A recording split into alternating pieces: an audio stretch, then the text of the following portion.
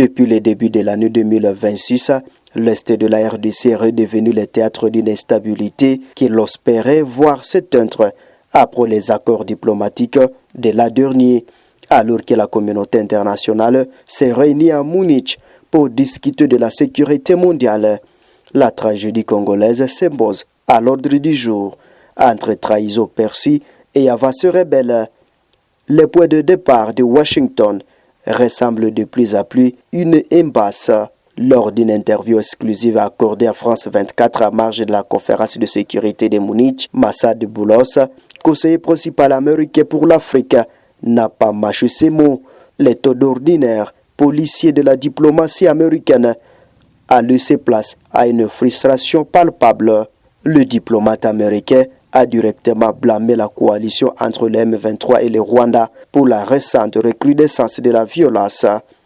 À cause de la prise de contrôle spectaculaire et sanglante de la ville stratégique d'Uvira sur le rive de la Tanganyika, je cite, « C'est une grave violation de l'accord de Washington signé en 2025 » a martelé Boulos.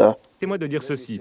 Quelle que soit la solution ou l'issue de ce processus, il devrait être accepté par toutes les parties. C'est donc à l'horizon. Nous l'espérons, oui. C'est à portée de main, donc.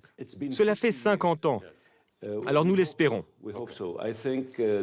La population a suffisamment souffert. Il y a des personnes dans des camps, qui sont dans des camps depuis 50 ans, qui n'ont pas pu voir leurs proches à quelques kilomètres de l'autre côté. Alors espérons que nous serons en mesure de trouver une solution. Mais pour les États-Unis, les choses sont claires, le Sahara occidental est marocain. Absolument, la position des États-Unis est très claire. Très bien. Passons à un autre sujet sur lequel vous avez beaucoup travaillé, le Rwanda et la RDC. Un accord a été signé à Washington. Il a volé en éclats à peine quelques heures plus tard. Force est de constater que la situation sur le terrain est redevenue mauvaise. Il y a beaucoup de combats, beaucoup d'instabilité. Est-ce que vous diriez que cet accord de Washington est un échec? Oh, pas du tout, non, absolument pas. Pourquoi pas? Nous l'avons dit dès le départ, l'accord de Washington n'est qu'un point de départ. Ce n'était pas une finalité en soi. C'est le commencement. L'objectif, en définitive, est Mais ce n'est pas ce qui se d'instaurer passe. une paix et une stabilité totale dans la région. Mais c'est un processus qui demande du temps. L'accord de Washington a servi de rampe de lancement à ce processus. Et ce qui fait la beauté, la force de l'accord de Washington, c'est qu'il intègre des mécanismes internes, plusieurs leviers qui permettent d'aborder différents aspects du conflit. De plus, il est parfaitement complémentaire au volet de Doha, piloté par nos partenaires qataris, avec d'ailleurs le plein soutien des États-Unis et d'autres partenaires tels que l'Union européenne, par exemple. C'est une complémentarité essentielle car cela traite spécifiquement la question entre le M23 et le gouvernement de la RDC. Un aspect qui n'était pas réellement couvert par l'accord de Washington, qui concernait les relations entre le Rwanda et la RDC. Mais je vois où vous voulez en venir. Bien sûr, nous avons été extrêmement déçus par ce qui s'est produit en l'espace de quelques jours à peine. Mais imaginez un instant si nous n'avions pas eu cet accord. La situation aurait été bien plus chaotique. Qui est responsable? Qui est responsable? Alors, bien évidemment, c'était le M23 et le Rwanda qui s'est emparé de la ville d'Uvira, c'était très clair. Donc le président Kagame a trahi la confiance de votre administration et du président Trump lui-même.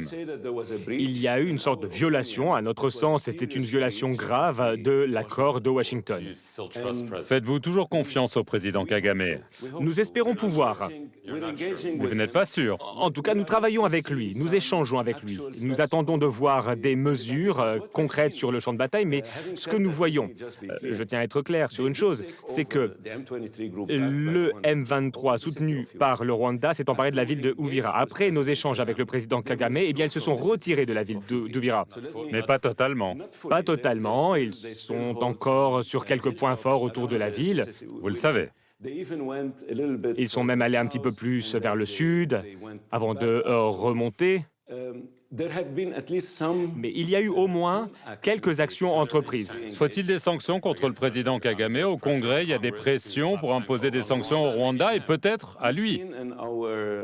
Alors, vous l'avez vu dans l'audience publique qui a eu lieu à la Chambre des représentants récemment. Vous avez vu nos responsables américains faire des témoignages. Nous avons également briefé le Congrès. J'ai personnellement briefé le Congrès sur cette affaire il y a à peine quelques semaines.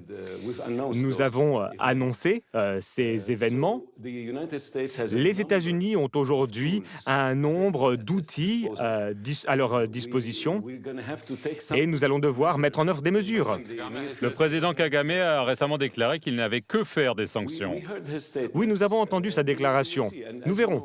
Et comme vous le savez, cela n'a rien de nouveau. Les États-Unis ont déjà mis en œuvre différentes actions. Il y a, par exemple, il y a quelques mois, je crois que c'était au mois de septembre, nous avons imposé des sanctions sur un certain nombre de personnes et d'entités impliquées dans ce trafic illégal.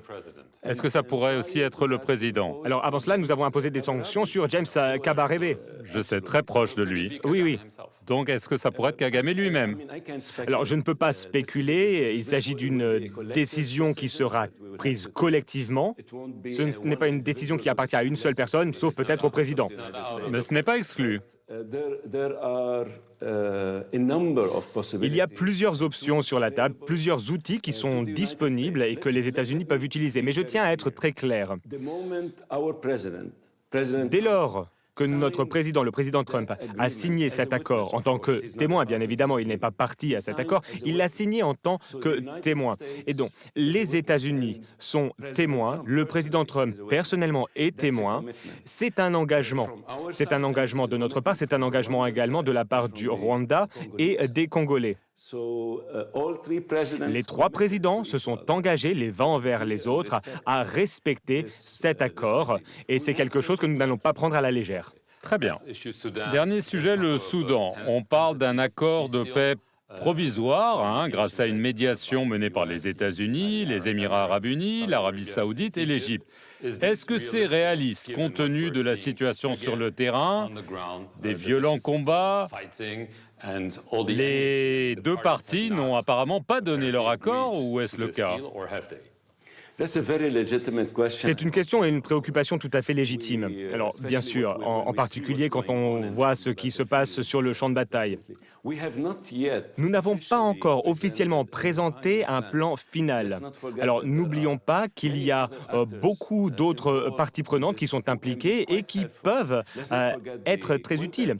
N'oublions pas le quintet qui peut faire du très bon travail. Et je pense qu'il fait déjà du très bon travail sur l'aspect politique.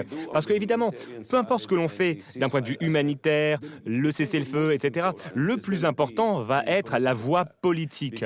Parce que nous souhaitons nous assurer qu'il y a une transition vers un gouvernement civil. Pour conclure, M. Boulos, pensez-vous qu'il y ait vraiment un espoir que, sur le plan politique, les deux ennemis acceptent de cesser les combats et de travailler ensemble, compte tenu de tout ce dont elles s'accusent mutuellement? Je pense. Alors, ce ne sera pas simple. Il va falloir l'implication du Conseil de sécurité des Nations Unies. Nous avons déjà fait une annonce. D'ailleurs, il y a une session qui arrive la semaine prochaine aux Nations Unies. Elle sera présidée par l'honorable secrétaire. Nous allons mobiliser le Conseil de sécurité des Nations Unies. Bien que les forces rebelles se soient depuis partiellement retirées sous la pression internationale, l'acte perçu comme un affront direct à la médiation américaine. La ville d'Uvira, carrefour commercial vital entre la RDC, le Burundi et la Tanzanie, n'avait pas connu une telle incursion depuis des années, provoquant un déplacement massif des populations civiles vers le Sud Kivu. Les points de rupture semblent proches entre Washington et son allié historique dans la région. Jusqu'ici, les États-Unis avaient privilégié les dialogues directs avec le président rwandais Paul Kagame, mais l'ère de la fermeté semble avoir sonné pour la première fois de manière aussi explicite. Massadet Boulos n'a pas inclus la possibilité de sanctions américaines visant directement Paul Kagame. Si les conseillers dit espérait encore que l'on peut faire confiance aux dirigeants rwandais.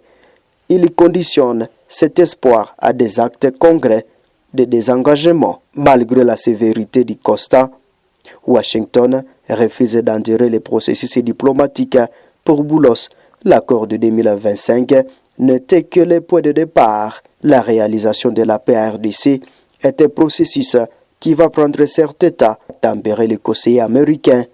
Cette déclaration souligne la complexité des conflits où s'entremêlent pillage de minerais critiques, cobalt, coltan, rivalité ethnique et enjeux de souveraineté nationale. L'administration américaine se trouve à la croisée des chemins.